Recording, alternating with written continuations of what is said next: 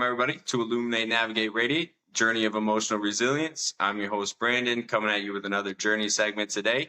Excited to introduce our guest, Shawn William from Oakland, California. Hold on, not Grammy Nominated Shawn William from Oakland, California. How you doing today, Shawn? I am doing fine. I'm doing fine. It's a great day. How are you doing? Happy Friday. Oh yeah, I'm glad it's Friday. Doing well. Excited for the weekend. Get a little break from everything, Mm-hmm. and be able to get into it. I just make sure I see your video. Yeah, something. Yeah. Yeah, clip that a little bit. Yeah. So Shawn, I'm excited to have you on and have a conversation with you about how you got into the spoken word stuff. And if anybody has listened to you, if not, I'm gonna put your links in the description. So definitely go check Shawn out. Really powerful. The way you speak, the way you get your message across, and your perspectives is just really amazing. So. Again, I just want to tell you and express that I appreciate your time, and I'm grateful for it today. Thank you very much. It's been a beautiful journey, and the journey is still continuing. So I appreciate you reaching out to me, and yeah, it's just been a blessing the entire ride. I'm still feeling it. It's still going through it. It's surreal. Yeah, man, that's awesome. So just kind of to jump into it and get the conversation started, I wanted to ask you, what about it do you see as important to share, like your perspective and your story? And I think coming from you, it's really awesome because of the way you do it. But why do you see that as something important to do in life? I think it's important what I do in life, and why it's important to me and others is because for so many years it felt like my voice didn't matter. And so now I'm on these platforms, if it's IG or if it's these stages with maybe 20 people in front of me, or maybe 2,000, 3,000 people in front of me, I'm able to get my words out. Um, I'm not a spoken word artist that deals with sun, moon, and stars. If you heard my pieces, they're really connected to me with one way or another. That's why they resonate so well with me. That's why you can feel the passion and energy, because I'm speaking about either from my perspective or somebody who I know, or a gumbo pot of all of that. And it's important to be able to be on stages and be able to speak my words and my feelings out, because for so many years I felt that I didn't have a voice. And now understanding what I'm saying, because at first it was selfishness, like I was speaking for me, but this poem "Tired," that's been getting all these traction and views, I'm finding out that it's more than just me. There are so many people that are feeling my words. So now, from something that was just selfishness, is now like, oh, I'm speaking for me. Now I'm speaking for the voiceless. And now it's even bigger. And there's been numerous poems that have been selfish for me, but now are speaking for the voiceless. And I think it's important for those words to get out. Yeah, I love that. And just hearing some of those, and I since you brought it up, I want to mention it. Go ahead and mention it as well. The one "Tired." I listened to that as well. And as you were writing that, as you were creating that, did you think it was gonna like take off the way it did, and so many people were gonna be able to relate to it? Because as I listened to it, I was like, I just thought in my head, how many times have I just answered "tired" when I meant so much more?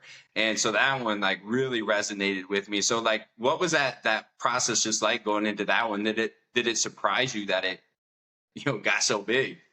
I mean, over 4 million views and so many interviews and podcasts and show opportunities. No, when I was writing it, I was not thinking that was going to happen. I've had some viral moments sometimes, because I'm still an artist. Sometimes you could write something like, oh, this one's going to be a hit. This was from a selfish space. And "Tired" is in two pieces.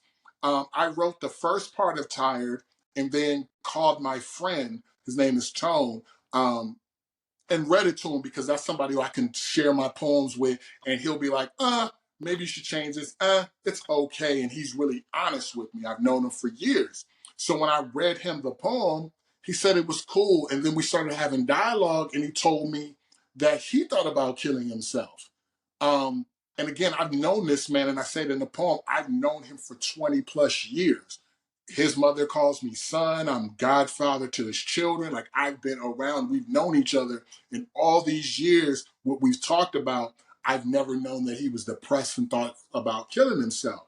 So when he told me that, I added on that, with his permission, added that part on there. So when you go through the entire tired part, and then you hear me go, my best friend, who I've known for all these years, that was him. So I added that part to the poem, and then it just resonated more. So the whole thing of, do you know what a cry for help from a man sounds like? It sounds like, I'm good, I'm okay, I'm alive.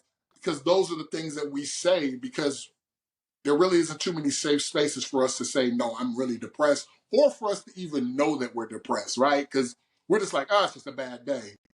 3 days in a row, I didn't eat, or I didn't eat that much, or maybe I didn't feel like shaving or getting out of the bed. That's depression. And we're not speaking on that because a lot of times we're not taught about that. So going back to your question of, no, I did not know the poem was going to do what it was going to do. It was one of them selfish things. So when the world got it, they told me, no, this is a hit, because I did not know. Yeah, and it is. And I think just with how you explain that just shows the importance of sharing those words, right? And you don't always know how they're going to resonate, or you don't always know how people are going to relate. But like you just said, 4 million views, and talking to a friend that you had known for so long, and then finding out something you never knew about them, and that came from you sharing those words. And I think, Yes. yeah, and I think that shows the importance of being open to doing that, and just putting yourself out there for people to hear them. And so, again, that's really awesome. And to even add on to that, I was speaking from a space for me, but also from a space of a Black man. After it got put out, I had people from all kinds of races coming in, just calling, like sending text messages, DMs. Like, I really felt that. And I'm an Irishman, I'm Italian, and it just came like, you know what? There's Mexican machismo, where it's like, I have to be so manly and I can't say that I'm weak. There's people who are Irish that have to be manly. If you're from a sports background, you got to walk it off, in pain, all this types of stuff. So I was like, wow, this is even bigger than just saying for a Black man, just men in general. And so all the DMs that I received, the emails of people saying I was on the verge of committing suicide. I did a couple of weeks ago. I was thinking about it. Some years ago, I really felt it. Again, it was way bigger. The discussions, there's still discussions going on in the comment sections on IG. And it's way bigger than me. Did it surprise you that it resonated so much? You saying you wrote it from a Black man's perspective. Did it surprise you that it resonated with like every man everywhere? Yeah. It did initially, until when you really think about it, why should it surprise me? Because the bottom line is this: there are not a lot of safe spaces for men to say that they're tired, because for us, we have to be providers, protectors, and figure it out. When chaos is going on, it is up for us, me as a child looking at my father, or a woman looking at their husband, a sister looking at their brother. Hey, you got to figure it out. But we're not thinking, what happened if they're going through anxiety when all this is chaotic?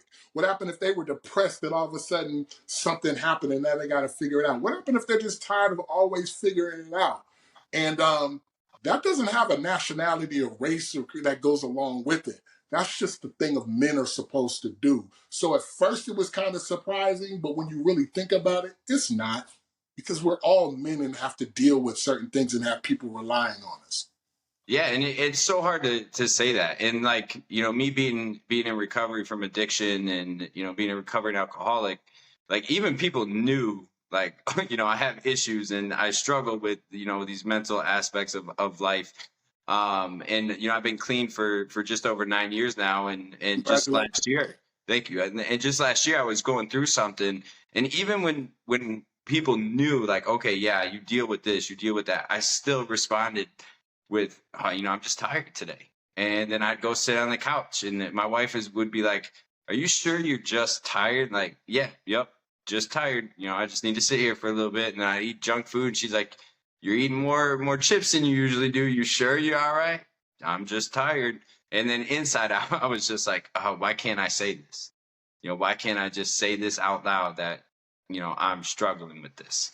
because society won't allow us to. Like, we've created this society, and it's this patriarchy type of society that even goes against us, that we're at the top of the patriarchy structure, but it still goes against us because we can't show that we're weak. It doesn't matter if I played sports, and I played a lot of sports in high school and some in college, and the first thing is like, if you hurt your ankle, hand, wrist, whatever, hey, can you go in? Can you work? Like, can you give us one more? Give us this play. So physically, you're supposed to be strong.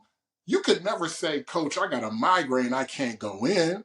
Or, Coach, I've gone through something, especially back in the day. You couldn't say, my friend was, got shot, I can't play today or something, because they're going to see you're not mentally strong to play this sport. And so they also feel that goes on in life. In military, you got to be mentally strong. So there's no way that all these things that are set up for men, um, we're not able to say that we're weak. It's a weakness that we can't show. I can't show you that I'm weak, because that's how, if I'm your opponent, I see your weakness. I study your weakness. These are the things that are taught to us in business, in sports, in life. And so how could I say, you know what, today I'm depressed? Yeah, and thinking about that, that's like a huge part of why, I appreciate you coming on as a man too, and speaking about this, and speaking on your journey, and the way you've healed or dealt with things. And I think it's important because I think we need more examples of that to be able to say, like, this is what I'm going through, in order to get that out. Because then you do see people dying of suicide, or attempted suicide, and you do see that.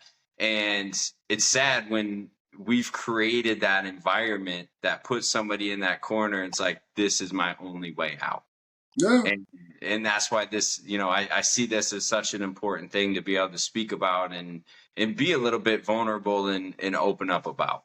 And the rates for suicide for men are astronomically high. And there's two types of suicide. There's the suicide where I'm immediately pills, gun, jumping off a bridge, those types of things. And then there's a slow suicide where it could be drug addiction, alcohol addiction, you know, just abusing yourself in certain ways. That's a form of suicide as well. It's just the long road of it. And so it's really high for us men. And I don't even want to put a nationality or race on it. It is high across the board for men. And it's because a lot of times we don't have brunches where we can say, well, let's go to brunch and have a self-care brunch for men, or all these types of things. There's not a lot of movies that are talking about men going through suicide, and these are the things and how you get through it. Dealing with divorce. A lot of men don't know how to deal with divorce, dealing with death, death of a spouse, dealing with losing the job and you were the breadwinner, because all these things are stuff that are being DM'd to me about what men were going through when listening to my poem. So yeah, I'm glad that I'm on this platform and on many other platforms, because it's important for us to talk about it. Yeah, and again, I appreciate that, and I think you just said that really well, of why that is so important. And again, if you haven't heard that piece, definitely go check out that piece. And so, kind of, I want to kind of go into your Grammy nomination and kind of rewind it and see where it all began. But when you got that news, right, your that Grammy nomination news, what was that Whew. like? Oh my goodness. First of all, the album was called For Your Consideration. It was a collaborative effort with three individuals, myself, Prentice Powell, and our videographer, who was so instrumental. His name is Matt Forbes. He put all the visuals and stuff up. And, the process of the Grammys, it was our first time becoming Recording Academy members, submitting the album. There's a lot of stuff that goes on. So, like, the ordinary people, you don't get to vote for a Grammy. You have to be a member and submit as a member and all these things. So there were a lot of albums that were submitted. And so when we submitted, we watched it because it was on CBS. We were watching it real time, so you got to go through all the categories. So our hearts beating or waiting, and so when it came up, it went from like 53 albums, like that was the second cut, to or 83 albums to 5. So it condenses to 5 albums that are going to be nominated. So we're watching all these categories, and this isn't like a poetry Grammys. This is the Grammys. So Taylor Swift, Beyonce, Lenny Kravitz, all in. We're seeing those categories. We're like, let's get to the spoken word. And when it got to the spoken word category, we were on FaceTime. Prentice and I were on FaceTime, and we're watching it. His wife puts the phone up so we could see the category. We're watching on TV together, and they said the first poet's name, and then when it got to the second nominee, all we heard was "For Your," and we just started screaming. We have video like ah, and we were just screaming. And I was like really excited because I'm a really boisterous, loud, like, yes, we did it. Yes, and there might have been some curse words and stuff going on. It got so wild, my neighbors came up and banged on the door like, is everything okay? Because they thought I was fighting in the apartment or whatever. It was just an amazing experience to be nominated. And the Grammy trip, um, we went to the Grammys, amazing seats. The experience was amazing. My mother passed last year. One of her favorite artists was Gladys Knight. I got to meet Gladys Knight in person, and she gave me a hug. So I just felt like that was from my mother. Just the whole experience in general was just, even though we didn't win the Grammys, there's so much I won from that. Going to the Grammy Museum, the people who I met, the networking that was done, it was just like, I'm still feeling it. Just even talking about it, I'm getting goosebumps because it was just an amazing experience. Yeah, and like you just said, like even though you didn't win, what you took from that and that experience you took from it, and I'm sure that only, wet the taste buds a little bit, and you're going for more now, right? Definitely. Yeah. Like it's to a point of now, because initially I wasn't even thinking about going for a Grammy. Prentice just called me one day, and this is how Prentice is. He just puts things in the air and feels like they can happen. And he called me. He was like, "Hey man, let's win a Grammy." And I was like, "Okay." And so we just went down the road of trying to do it. But my mind is just thinking about publishing books, being on panels, a speaker, things like that, TED Talks.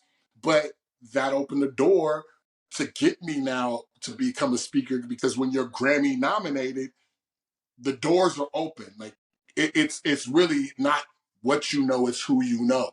And so now DMs that I might have been sending to artists or producers or whatever, and they're being read now because they see Grammy nominated. And then on top of that, Tired is 4 million views, and Tyrese and Fred Hammond and these NFL and NBA players are posting it on their page. So now it's like, well, who's this guy? And so now it's like, oh, this guy has 4 million views and he's Grammy nominated. Okay, he must be somebody. I was still somebody before, but it helps that I have those tags with me. Oh yeah, it puts your name out there even more, and then it Yes, validates it, right? It yes. puts that tag on it to where like, oh, I gotta check this out now, or I gotta listen to this guy now, and it just, like you said, it's who you know. I mean, that's so much about life is getting that connection or talking to somebody, building that network, and then it starts to come together. And so I wanted to say congrats again on that. Thank you. It's such an amazing thing, and I'm hoping that you keep going and get that, stand up there and hold that award, and you look back on that first time you were nominated, man. That's I want awesome. it all. I want to be an EGOT. I want the Emmy, the Yeah, Grammy, the Tony. Yeah, I want it all. It's the Academy everything. Award, all that. Yes. Awesome, awesome. And so, kind of rewinding now, going back to your childhood and how this started happening for you, right? Where, like, was this always something you were interested in? Was, writing poetry or speaking your words, or kind of where did that itch or that drive start to develop for you? And it's funny because I used to hate poetry. I used to think that it was corny and rhymey and all this other stuff. But I always would write, one way or another. My mom, when I used to get in trouble as a kid, she would make me write, "I will not whatever. I will not be late from coming home. I will not talk in school. Whatever." And it got to a point where that was her form of punishment for me. I just started, like, on my off days, like, would write "I will not" and then just keep it there, like write 100 times, because I knew I was gonna get in trouble and she's gonna have me write. So then it was like, okay, I want you to write stories. She would try to just work on my imagination and have me do it. So I'd write short stories. I'd write plays, all these types of things at a young age, 9, 10, 11, 12 years old. And she would allow me to perform these plays or perform these scenes because she was really big in the movies. So I'd write my version of movie themes or scenes. She loves Star Wars. I'd write my version of what should have happened with Luke. She loved The Godfather. I loved it too then because of her. I'd write what Michael Corleone should have done. Like, so I'd write all this stuff, not realizing that was the foundation of my writing. Years later, I started getting into rap music, hip hop music, and a friend of mine was saying, you know, your raps are fine, but you're not really talking about your real life. You're talking about a life that you don't live, which was true. So he gave me a notebook and told me just to write about my everyday real life experiences. I did that. It was a journal. A month later, he took me to a spoken word spot in Oakland. And then so I saw these spoken word artists that didn't look corny to me. They looked like me and they were performing these words, and I was like, wow, this is kind of great. This is dope. And I think I can do it. And so I started coming back every week and performing my little journal entry pieces, and that just had it where I started getting on stage more. Few years later, I started going on tour with Jill Scott, a Grammy nominated individual for my words. I was getting paid for what I was doing. I was getting flown out, hotels, all this type of stuff. And so it's been an amazing career, that I feel like the Grammy nomination was like a lifetime achievement award because I've been doing this since for over 20 plus years. And so 25, almost 25 years. So it's just been an amazing journey, but it started with my mother. So God bless her soul of just writing and figuring out what you want to do with that writing. And that's what I've been doing ever since. That's really powerful. That's that something like that can develop and grow into such a career, right? Something that seems so small, and just putting in your words down, and then starting to do it at a younger age and build it out to all these things, and embracing it. And like when you first started to write your words and put them down, was it some of that, those emotions coming out, or was it more about like the physical day-to-day life, or did you start adding like your perspectives in at a young age, or when did that kind of come into your writing? So what came into my writing is just one, like a lot of individuals, they're journal entries. So you're telling your truth. So what you're going through, what was my childhood trauma? What did it feel like off a heartbreak? What did it feel like police brutality or being pulled over? What did it feel like being a young black man in America? What did it feel like being a man in America? What did it feel like in corporate America? Because I've done a lot of years in corporate America, which corporate America is harder than the streets. So it's just so many things that you just working on. Then all of a sudden, I'm a stepfather. So what does it feel like your first child being a stepfather? Then I have a biological son that came later. So what does it feel like having a child? So all these emotions that I speak on, it went from, you know, childhood to revolutionary to just being a father, and a man in general. And so being a man in general will have you speak about your children. Being a man in general will talk about being tired. So all these things just came off of what I was going through or what I've seen individuals go through, and they shared with me, and it just felt, or something on TV just spark, or some kind of somebody says something in a barbershop conversation where it might spark something. So it's just wherever the influence is, but my influence is always off of life experiences. I never have writer's block because I live life. And I'm very observant, and I'm a people person, people watcher, and I just see things that I'm in tune with myself, and I write from those spaces. Yeah, when you were younger, were you ever hesitant to like put that out there like that, like what you were going through and how you were dealing with it, or were you pretty confident in putting that out there and saying it in front of people just kind of off the bat? So my younger days, no, I would just suppress it and wouldn't say anything. When it got deeper into spoken word, yeah, you just start feeling, you go from reading into also, okay, now there's performance involved with this as well. So don't get it twisted because there's like poets and then there's spoken word artists. So think of somebody who's funny and a comedian. There's a difference because comedian is a artistry. There's timing. They're professional. I'm funny as hell, but I am no comedian because I've seen the work that comedians do. So there are poets who are really good, but when you get on stage and you have to put all these words together and feeling and passion and wordplay and hand movements and all this, that's where the spoken word aspect, the comedian of poetry is. So it took workshops and watching film because that's where my sports like background came from. I used to watch film and see I could. Okay, I'm watching Kobe, I'm watching MJ, I'm watching whoever, so I can be great. I'm watching the greats, so now I'm watching the great spoken word artists. Okay, this is what they're doing. Study game plan. This is what I can implement in my game, and so that's where I took it from to have the courage to be on stage because it wasn't that way at first. I just wanted to be in front of a few people. I didn't want to be a feature. And now I'm featuring all over the place. Yeah, and that's with the way you speak, and I think that's when I first listened to you, that's what really drew me in. It wasn't even just the words. I mean, the words are powerful, but it was your timing, it was your tone, it was the way you presented those words, and I love that you drew that difference, like so for that understanding of the spoken word artist to just writing poetry, because there is a lot more that goes into it, and being able to develop that and then develop the skill to it, but then also be pretty vulnerable, behind that. Excuse me. Be pretty vulnerable behind that as well.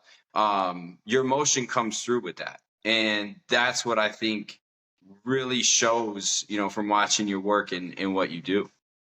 Thank you very much. I appreciate that. Like though I've done it for 25 years, I do know that it's a blessing for me to be able to do that because to be in front of somebody, no music, no sampling, no background dancers and all that kind of stuff. There's no props, it's just my words. So to be in front of people for 15, 30, 45 minutes to an hour and keep them captivated, that's a blessing for people to want to sit there. It's a blessing for you to reach out to me and say, I want to interview you. It's a blessing when people ask me, hey, can I purchase your book? Where are you going to be next time? Because we have so many places that we can be or do, including just being at home. So I always take that in consideration when people want to reach out to me. Grammy nominated, being on tour with Grammy nominated or Grammy winners and all that, that's great. But I'm always in a humble space of knowing, oh, I am great, but I do know that I'm not great by myself. There's so many people that helped me get here. So yeah, it's a humbling and a great journey. Yeah, no, I love that. Talking about connection and what that does for you as well with being surrounded by those people and doing what you do, I think is really powerful. Was there ever a moment where like you doubted yourself? Can you think of that? I mean, I'm sure there was, but was there like that big moment where it was like, do I keep doing this? Is this working for me? Or once you got going, was it really hard to slow you down? Um, those happen numerous times because we're men and we're adults. So it does make I do make a nice amount of money, but I live in California, which is very expensive. So if I was maybe in the South, I'd be able to just live off of my art. But with gas almost being almost $6 now, and our state tax and groceries crazy, and a 1 bedroom apartment $2,000, like there's things that you have to have two jobs. So, sometimes you think like, is this going to be enough or do I need to just really focus in on my 9 to 5? So there's been numerous times in my life where I'm like, it hasn't panned out where I could just leave my 9 to 5. And when we say 9 to 5, not just the 9 to 5, but the benefits. I have a child. So,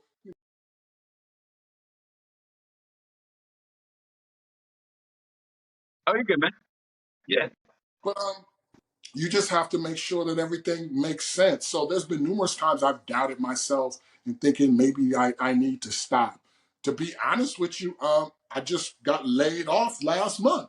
And so I was going through some stuff and, have to fight for unemployment and all that. So I was tired while tired was being viral. So, you're going through these things and everybody's like, oh my God, I feel your poem. And I'm like, yeah, I'm looking like the strong friend that knows all the answers. I have all the answers, but I'm going through stuff right now. And that was a time where I was thinking, maybe I need to just stop for a moment, even though I see the fruits of my labor. So it happens a lot, but you just have to keep moving.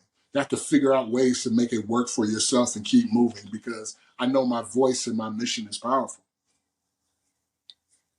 That's, that's the biggest part about resilience right there, right? It's just knowing like this is what you got to keep doing.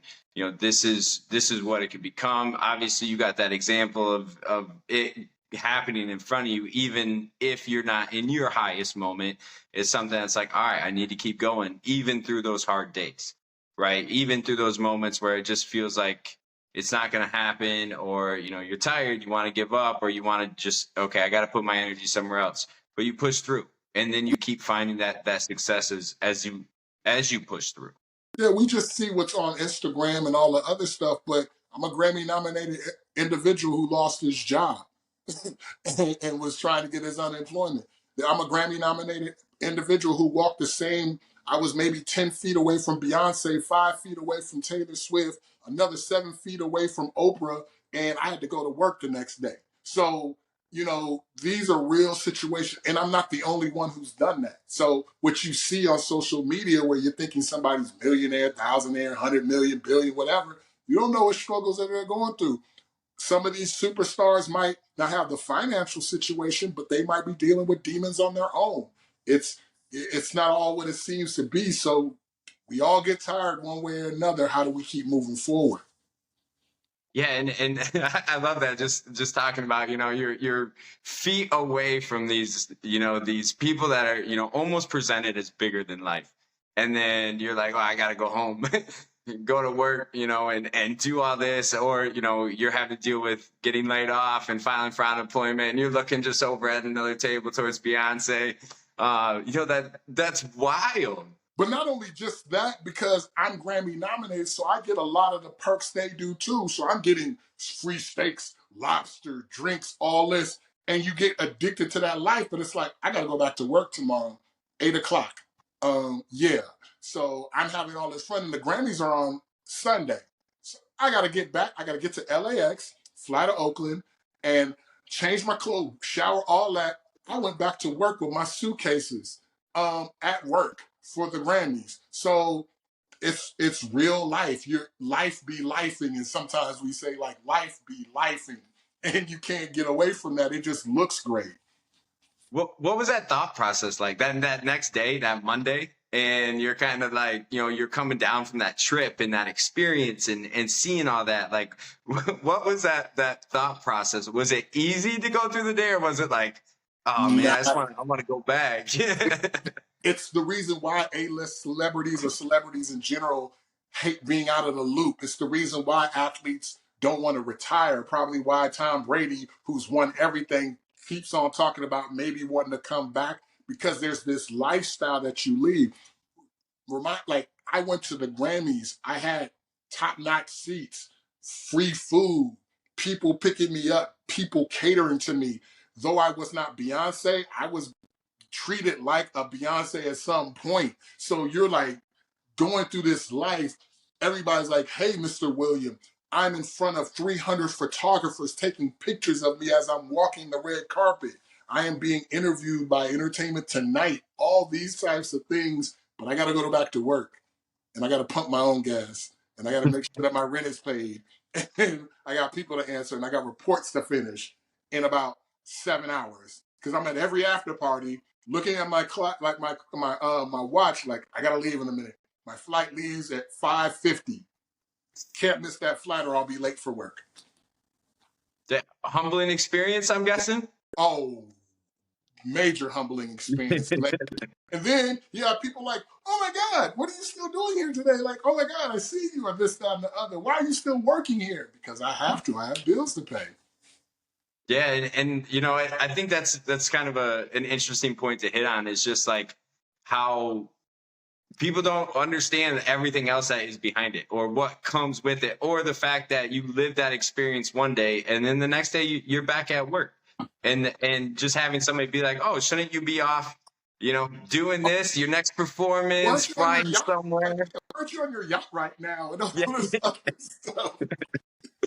Uh, so kind of going back to, what you do and being a spoken word artist, is that healing for you a lot of the time? Like being able to get that out and not only get it out, but have people right away resonate with it and say, those words are in my head right now, or those words saved me right now. Is that a really big, healing process for you, just being able to do that and give that to people and obviously feel that yourself? Yes, it's very therapeutic, and you do heal from it. Um, at times when you're not able to get your words out or whatever, to be able to write something and get on stage, it's a very powerful moment. It's no more different from uh, Obama speaking, your pastor speaking, uh, whoever's on in front of the audience. There's something about somebody speaking to an audience that is very powerful, especially if they're speaking with passion and conviction. It sounds like they know what they're saying. So being on that stage and saying, you know what, I'm going through something today, or my son didn't have a good day at school today and he got bullied, and I have a poem about that, and I can speak on that because I feel a certain way because I'm in tune with my son, and my son cried to me about being bullied, and I'm feeling a way, and you can get that out to the audience. That's a great thing. It's very therapeutic. If I was going through something personally, I can kind of have a piece because I have so many pieces that I might need to do tired today, and really because I'm really tired. I can put that out there. And what also is therapeutic, not just being on stage, but coming off stage saying, hearing people say, young man, having older women say, young man, I really loved your poem. Or having people come up to me, because I'm in spaces a lot of time where I'm the only poet and there's singers and comics and all kinds of other stuff. And people are like, I really don't like poetry, but I liked what you said. So I got them to at least listen to it. So those are things that are also therapeutic because I'm saying stuff, getting my things off my chest, but also it's being reciprocated back and forth. We're having this love affair of tennis where it's like, I love what you did. Thank you very much. Thank you very much for listening. So yeah. Yeah, yeah, and I've done, some small talks in high schools, middle schools, juvenile centers, a couple at a university, and in front of, students like that. And there is just something about it when, I'm able to be vulnerable about what I went through and, just put that out there a little bit, and then have somebody come up to me is like, oh, my brother's dealing with this, my parents are dealing with this. And when you're talking and you see that, you don't always realize how much your words can hit home.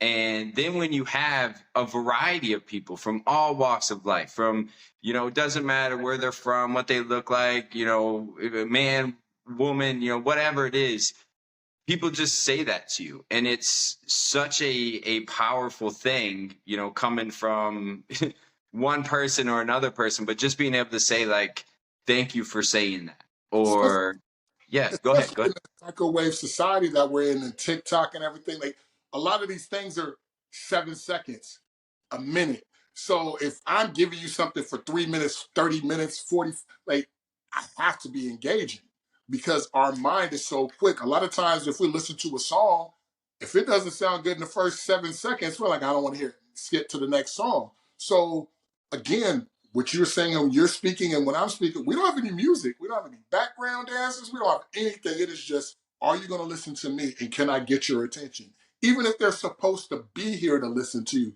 does not mean that they're going to listen to you. People tune each other out all the time. So yeah, it's an amazing gift. It is a skill to do what we do. So when people say, oh, I do poetry too, oh, that's great, but you couldn't get in front of an audience like me. Like, it's different. Or being a speaker. Yeah, I speak in front of my friend. No, there's a difference between being a speaker and having this commanding and this attention. But also, and the hardest thing is being a speaker in front of some kids. Oh my goodness. Brutal sometimes. Yes. They'll tell And you if you're good or not. they'll So let me yeah, know. Yeah, yeah. They'll let you know right away yeah. whether they're liking what you're saying or not. Yeah, kids are the Um, toughest. But yeah, if you could do that, that means you could do a lot. And you're amazing. And that's the gift. yeah.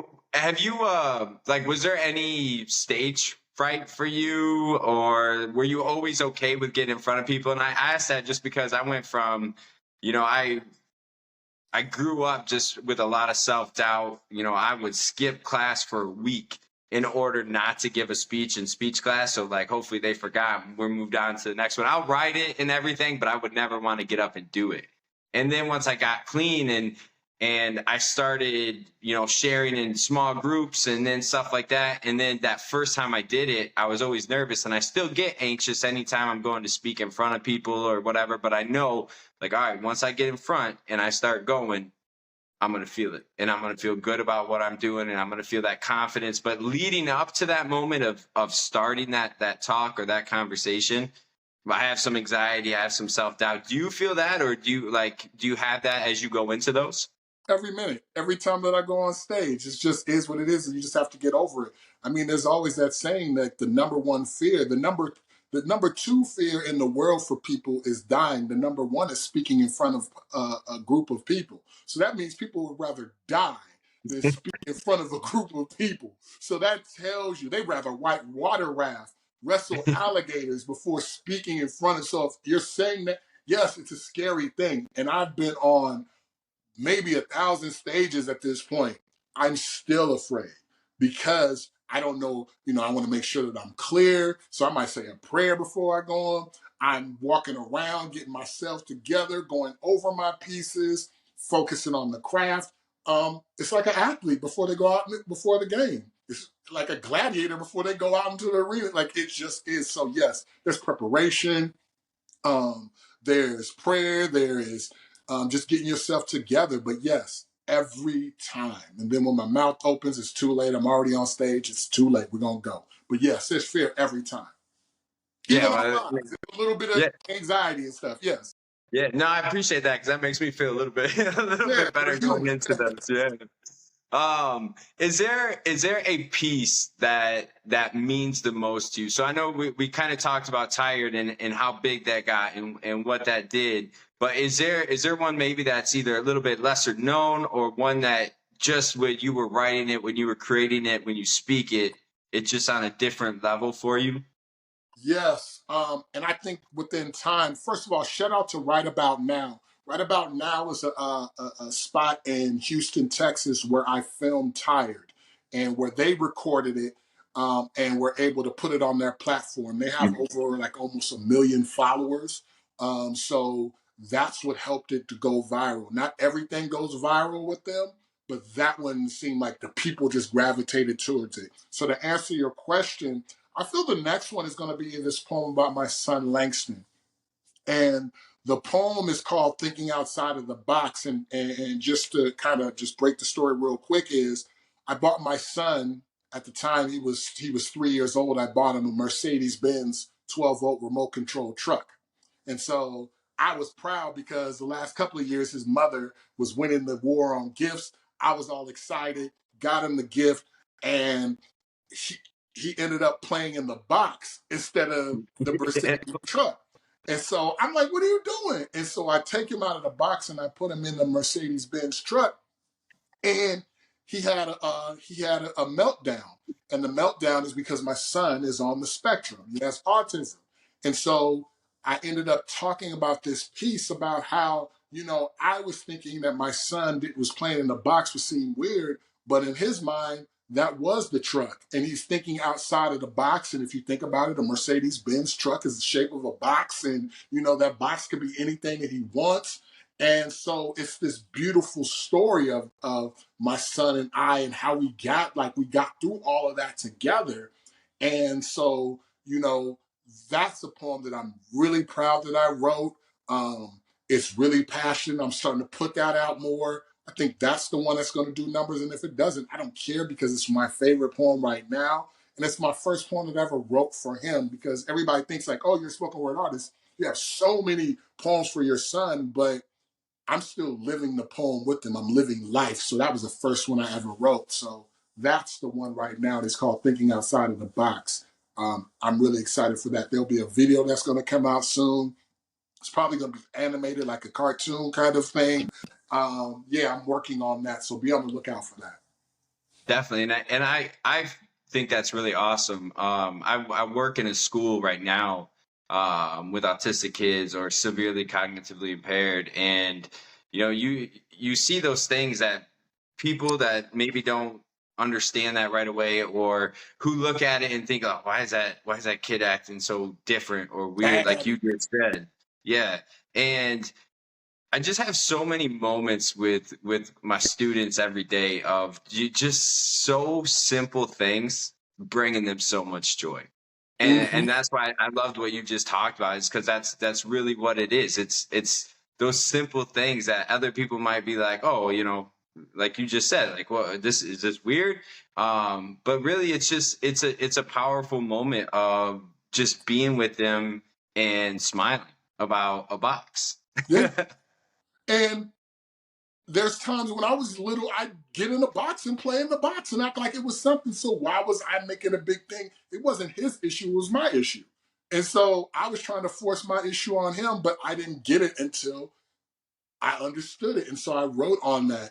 And it's also another thing of men. Men don't talk about their children being on the spectrum. And I'm trying to break these barriers and these generational curses of us having these type of conversations, because there are a lot of fathers that don't know how to deal with their child being on the spectrum. There are a lot of fathers who don't accept it until years later where it's in their face. And so I want to have these conversations of depression, men being on men's children being on the spectrum, men being molested at a young age, like all these types of things. We need to have these conversations so we can be, healed. There's a lot of healing that needs to happen with us, because our depression, our self-doubt, our going down these dark holes, these vices might have stemmed from some of those things that I just mentioned. Yeah, and first I wanted to say I think that's a really awesome barrier to break down. Just because I do, I see a lot of students, and I also see their home life or hear about their home life, and um, it's not always the best. And I think there's a lot of some of that stems from situational things, or just a lack of understanding of what that kid needs from the parents, or just the parents not wanting to deal with it, so they're no longer there. And so I think that's a really wonderful thing, and something that, like you just said, really needs to like be put out there and be okay to say, like, because if you could relate to somebody, that might be enough motivation to keep you there and doing what you need to do for your kid in that moment. And I don't So look I think like that's wonderful. and I don't look, I feel like, and people have said this to me, I don't look like the typical, whatever that looks like, a typical poet. So I'm 6'5". My feet size 14 feet, big hands, all these types of things. So it's not like you're gonna think, oh, I'm gonna talk about overthrowing the White House and all this, or hip hop and all this, which I do have pieces on that, but older pieces. But I'm talking about real life things: fatherhood, depression, financial situations, groceries being so high, like all those types of things, because that's what's happening in our lives. But also, I'm bringing comedic aspect as well, because I don't want my audience always feeling like, oh my gosh, that was just a lot of heaviness. So I have a lot of levity in my poems as well. But I want to make sure that they understand they have a good time, they're entertained, and they're educated. Yeah, and again, I feel like we're in a time where we don't take the time to listen to each other. Like, it's just like I want to make sure only my perspective is being seen or heard, and so then we lose out on that connection, which I think is what kind of going along with what you're saying of just talking about real life and struggles and depression, and things that we don't always talk about. But if we give each other the time and we actually listen to each other, we can see that there's a lot to relate on. We can see that even though we're from different backgrounds, different aspects of life, if we just have that conversation, if we just let each other be heard, we can find that relation and hopefully build more supportive communities and more supportive, you know, aspects of life, to where it's not just always like, all right, head down, I'm by myself and I just got to do whatever I can to get by and survive. Agreed. And so real quick, I want to ask you about this one because I saw it. I believe it maybe had a little bit to do with your son about buying some shoes. Oh yeah. I And really like again, that. I the really like comedic that piece. So aspect I of it, just wanted to right? ask you about it. Yeah, so the comedic aspect, because it doesn't always have to be deep and stuff. Uh, Um, Yeah, I just wanted, like, one time I went to Foot Locker and I was gonna buy him these Roblox shoes, and I was really excited to get them. He was talking about it, and I looked at it and I'm like, oh, okay, cool. And I saw the shoes and I saw the price. I'm like, this is kind of high, but whatever. I remember going through something and I wanted some shoes, and my father couldn't afford them. He told me no, and he got me some raggedy shoes that were like way less, and I was getting clowned at school. And so when I went up to the counter, I saw some retro Jordans. I'm like, wow. And it reminded me of my past, like when I was younger and Jordans were, I'm talking about when they first came out. So they weren't retro, then they were Jordans, the first brand and all that. And I wanted them. And so I'm like, I'm gonna buy the shoes. And I ended up buying the shoes and not getting his. And I bought him some lesser brand. I'm like, he's 8 years old. He'll deal with it. He'll have all kinds of problems in his life later on. This is gonna be his first one. I love him. We get some other shoes. And it ended up being a FTK, which is like F them kids. But it's something that a lot of fathers sometimes go through, and we like, we love our kids, but they smart mouth or they do some things. F these kids. We literally like we love our children, but sometimes it's not sitting there like F these kids. Yeah, I remember like sitting there listening to that piece, and I'm like, oh yeah, yeah. And then you end it like that, and I'm like, oh, I love that. Like it resonated, and I was like, oh yeah, that's that's a great story, and you put it so well, and kind of like led into that moment, and it just hits. I thought that was a really good piece. Thank you very much. And that's another beauty of being between a poet and a spoken word artist, because that was kind of comedic. Like I set you up thinking it's one way and then Mm-hmm. I hit you with the Oh punchline, right? So I had to build that up. I had to make sure that my voice was a certain way, and then I hit you with it because you did not see that coming. So that's what's kind of great about I'm not only a spoken word artist, I can dabble within a little bit of comedic type thing, but I wrote something too. So I'm a storyteller.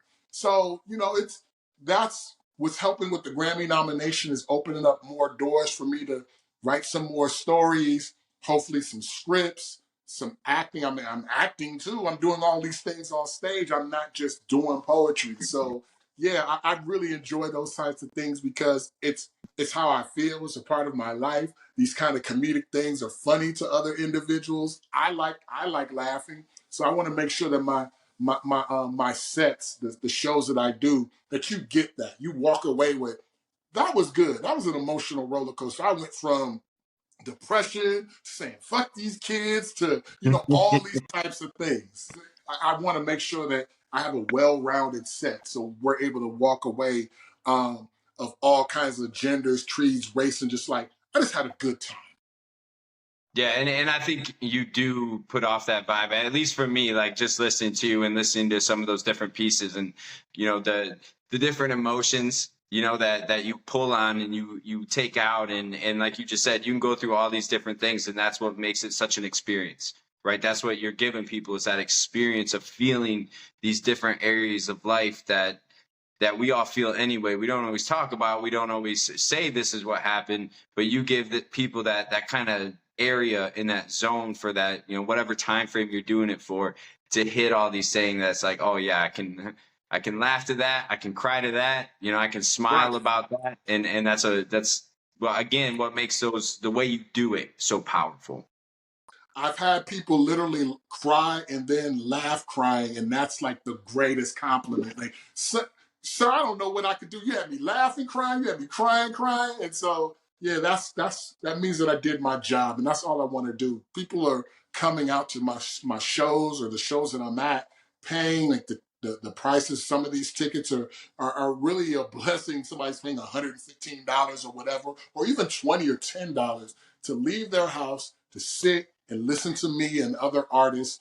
And it's a blessing. And so I want to make sure that they're entertained. I want to make sure that if it's other comics and singers, I'm the best one out of all of them. So I make sure that I cater my set and I'm professional. I'm on time, and I just try to make sure everybody has a good time, and I'm a good reflection, and I show about my business, and people want to keep on working with me or come see me. Yeah, love it. That's it's powerful stuff. And then what is there anything like, I know you talked about the one piece with your son, that you said look out for and look out for the visuals for, but is there anything else like that you're really working on putting together, like that next thing for you? So I'm re-releasing two books. I got a deal that I'm working with. So right about now, wants to publish my books, which is a great thing because, like I said, right about now has almost a million followers. So that means my book will be shown to about a million people, where they could put it in Target and certain stores, Walmart, like all these stores. And so I'm going to re-release my books through them. One of the books is called The First Five. The first five is the first 5 years with my son Langston. If you notice, like the first 5 years of like with father and son are really, really intense because it's my first real son. So it's like, okay, I'm becoming a father, going through those things, unemployment, getting a job, finding out that he was on the spectrum at 2 years old. So all those things were in the first five. And what it ends up being is a four-piece story of the first five, then the next five, all the way until he's 21. All the proceeds go to him, and I'm gonna make a coffee table book of all the books when he's 21. So that's what I'm working on right now to have those re-released. I have another one called Sex, Love, Healing, and Heartbreak. So it just deals with all those types of emotions. That'll be released through them. Then I have another book that I'm working on. I don't have the title yet, so that's one thing. I'm working on a lot of scripts. I told you about the poems for my son, making that an animated thing. I have some shows coming up. My next show is in Dallas, Texas, on the 26th and 27th of April. I have shows scattered all over the place, and from Chicago, Florida, Orlando, Florida, New York. So just continue on following me. I'm updating my website. So next week, www.iamshawnwilliam.com will have everything on there. So just be on the lookout. There are a lot of things. There's some things I can't speak on right now. But like I said, I'm going for that EGOT. So if you're thinking of Academy Oscars, Tonys, Grammys, all that, I'm going for all of those. So that means I got a lot of work to do. Yeah, that's what you got to do, and I just want to hit on that first five real quick, just because my first son was born just a couple months before COVID, and I was working in schools and I was coaching soccer, so my jobs were done, and I was used to being gone all the time, and so at about 4 months, 5 months after he was born, I got a lot of time with him, and that was such a wonderful thing because I've always just been on the go and trying to do as much as I can, right? And so just be able to slow down and get like just some time that I didn't I didn't think I was ever going to be a father with the life I was living and what I was doing. And so to have that moment, it's so important. And I love that. I want to check that out. And then, so Ashley, when are you in Chicago? You have that set up? Yeah, it's going to be in July. They're going to have the date, and I'll let you know soon. I'll know that next week. They're still getting all the paperwork and stuff, but it'll be in July. And I'll have two dates out in July. So it'll be two back-to-back deals. So, yes. I'm going to be watching out for that. We're only a few hour drive from Chicago. So Yeah. I have to come check that out. Plus, I love the Midwest food. It's amazing. Yeah. So as we get to wrapping up here, I want to give you that chance to like put out any last advice, perspective, just anything you wanna leave people with today. Yes, first and foremost, because this started off well. Thank you. One, thank you very much for having me on your platform. We'll go from there. Um, we made it happen, so I appreciate it. Really good interview. I know we talked about it earlier about you were about to ask me what the questions were. It doesn't even feel like an interview. It was what you said. We were just having a conversation. Made me feel relaxed. So that was good. So thank you very much. Um, what we got this interview was off of Tired. And so I want to make sure that men know that you are not alone. Do not suffer in silence. Try to find a safe space. There are numbers and stuff. You're not weak. Matter of fact, you're your strongest self. If you could say that I am weak, need help. I need help is a very strong space. Don't think it is weak. So there are numbers out there. You could DM me. I can send you to information. Some of your jobs might have where you can get free therapy, a few 4 or 5 sessions. So please look into that. We need to create safe spaces so we can figure this stuff out because again, suicide is at an astronomically high rate. blood pressure and hypertension and all these things, strokes, all off of stress. So make sure of that. I would like to check out my album that was Grammy nominated for your consideration. It's on all streaming platforms. Um, there are some really good pieces on there. Tired is not on there, but there are some really great pieces on there with Prentice and myself. Come to my page and check out videos and content.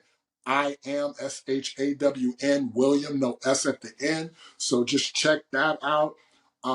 Thank you for my support system, from my best friend Tone, who I talked about in the poem, my son Langston, my stepson Trey, my child's mother, and also the woman who I'm with, Joy. So thank everybody, my section, my connection, my base, my circle that have my back. There's other individuals, Deidre, Ashley, Tanyella. So there's so many people who have my back on that. And thank you for the craft that allowed me just to keep on, all the promoters and the individuals who want to fly me out and hear my words. So thank you very much. And again, thank you for having me. Yeah, no, thank you for, your message and your perspective, and just taking the time to have this conversation. I can't tell you how much or how grateful I am. I really enjoyed it, and I really appreciate your time, and I'm looking forward to seeing more of you, and hopefully being able to come see you as well. Yes, I'll get you on the guest list. I know some people. All right, man, I definitely did. Yes. All right, so this has been Illuminate Navigate Radio. Have a great rest of your day.